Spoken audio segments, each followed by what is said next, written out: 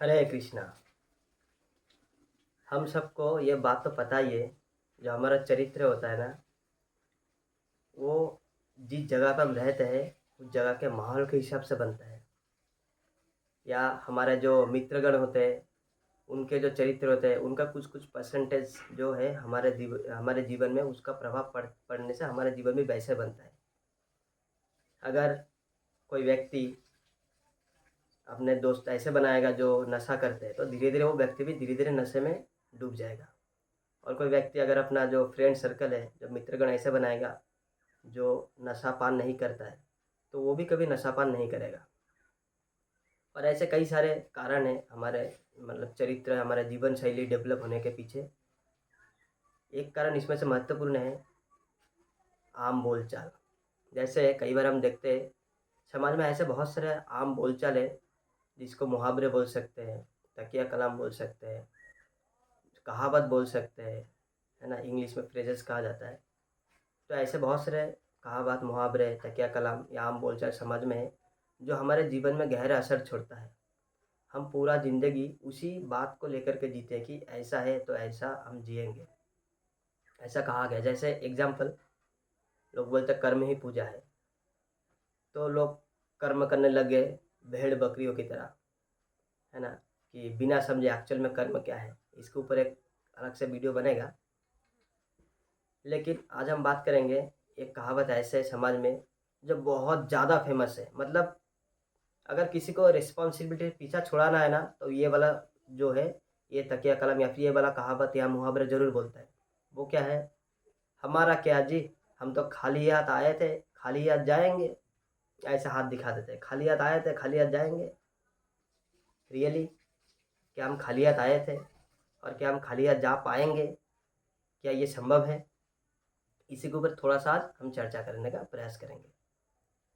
तो पहली बात हमें ये समझना चाहिए, हो सकता है फिजिकली हम लोग खाली हाथ आए थे, हमारे हाथ में कुछ नहीं होता, ऐसे खाली हाथ मुट्ठी बंद करके आते हैं, फिर कोई खोल के आता है, कुछ सामान नहीं होता। लेकिन वास्तव में हम लोग खाली हाथ नहीं आते हैं। हम लोग लेके आते हैं साथ में अपने बहुत सारा कर्मों का फल, अपने प्रारब्ध, अपने कूट, अपने बीज, अपने कर्म, पाप, पुण्य, दुष्कृति, सुकृति, बहुत सारा चीज़ हम लोग बोझा लेकर के आते हैं। बहुत बड़ा बोझा, पाप का बोझा, पुण्य का बोझा, दुष्कृति का बोझा, कर्म का बोझा, है ना, बहुत कुछ लेकर के आता है। लेकिन हम बोलते क्या, खाली हाथ आए खाली हाथ जाए, क्योंकि हमको रिस्पॉन्सिबिलिटी लेना नहीं है ना। लेकिन हमको समझना पड़ेगा हम खाली हाथ नहीं आए, हम इतना सारा सामान लेकर के आए हैं साथ में। और क्या हम खाली हाथ जा पाएंगे? ऐसा भी संभव नहीं है। अगर हम भक्त नहीं बनेंगे, हम ऐसे अपना जीवन पशु की भांति जीते रहेंगे, तो हम खाली हाथ नहीं जा पाएंगे। हम फिर से वही सारा चीज़ लेकर के जाएंगे, पाप लेकर के जाएंगे, है ना, कर्म का फल लेकर के जाएंगे। उस हिसाब से हमारा नया शरीर भी मिलेगा। अगर ज़्यादा पाप लेकर के जाएंगे तो राक्षस वाला योनि में मिल जाएगा। कुछ ऐसे अगर कर्म फल आप लेके जाएंगे, पता चला आप पशु बन गए हैं। ये शरीर, मनुष्य जीवन ऐसे नहीं मिला है। ये वो जो बोझा है उसको खाली करने के लिए ये मिला है। बोलते ना, खाली हाथ हम तो आए नहीं है, हम बहुत सारा चीज़ लेकर गए, ये कन्फर्म है। लेकिन खाली हाथ हम जा सकते हैं। कैसे? अकर्म करके।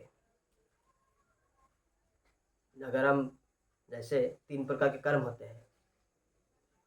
एक होता है सिंपल कर्म, है ना, यानी जो हम वेदों के नियम को मान के करते हैं, वो एक कर्म हो गया, जिसका हमें पुण्य मिलता है।